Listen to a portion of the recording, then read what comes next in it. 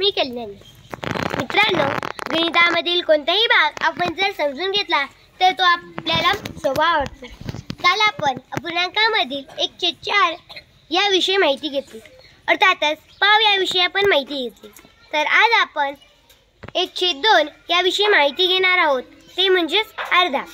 तर चला आपण समजून घेऊयात की 1/2 याविषयी आपले मित्र कशी माहिती देतात. अपूर्णांक लेखन.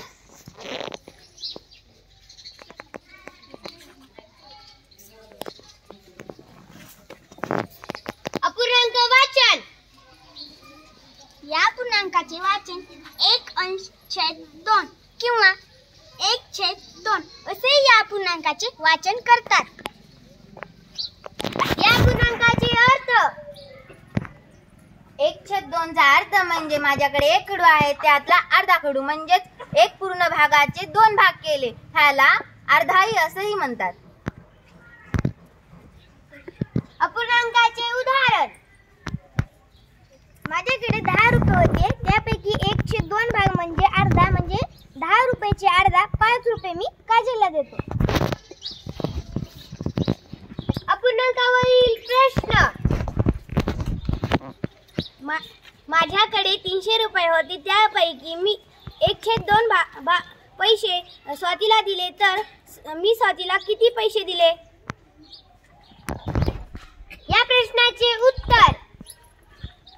300 रुपयाचा 1/2 म्हणजे 150, तर कोमलने स्वातीला 150 रुपये दिले. या पूर्णांकावरील प्रश्न. माझ्याकडे 500 झाडे होते, त्यापैकी मी 1/2 झाडे माझ्या शाळेला भेट दिले, तर मी माझ्या शाळेला किती झाडे भेट दिले. या प्रश्नाचे उत्तर. 500 झाडांचा 1/2 भाग म्हणजेच 250 झाडे, म्हणजेच साक्षीने शाळेला 250 झाडे भेट दिली. या पूर्णांकावरील प्रश्न. आमच्या घरी 400 लिटरची एक टाकी आहे आणि आज आम्ही 1/2 भाग आंघोळ करण्यासाठी वापरलो, तर आता तिच्यामध्ये किती लिटर पाणी असेल.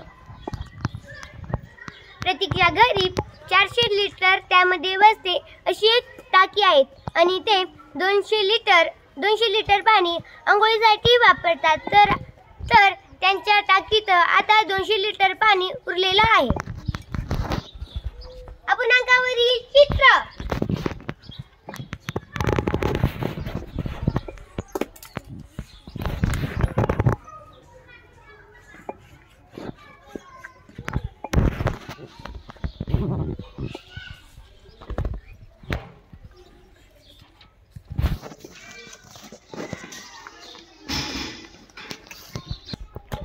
बघा, काल आपण पावभाग याविषयी माहिती पाहिली अपूर्णांकातून.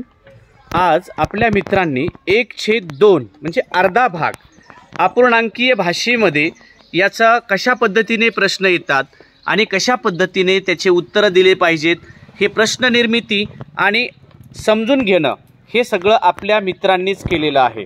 अर्धा भाग अपूर्णांकामधला अर्धा जो भाग आहे, हे जोपर्यंत समजत नाही आपल्याला, आहे की नाही, 1/2 यालाच अर्धा म्हणतात.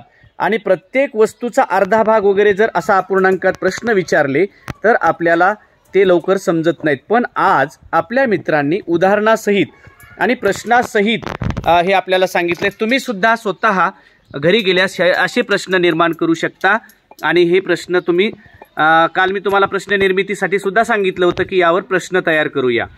तर मित्रांनो, प्रत्येक घटक गणितामधला अशा पद्धतीने आपण समजून घेतला तर तो आपल्याला कठीण वाटणार नाही.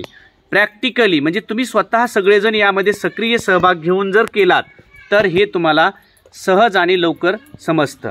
आणि गणित हा विषय हा सर्व विषयांचा राजा आहे, कारण तो सगळ्यांसोबत अगदी उठल्यापासून ते झोपेपर्यंत तो आपल्याला साथ करतो, मदत करतो.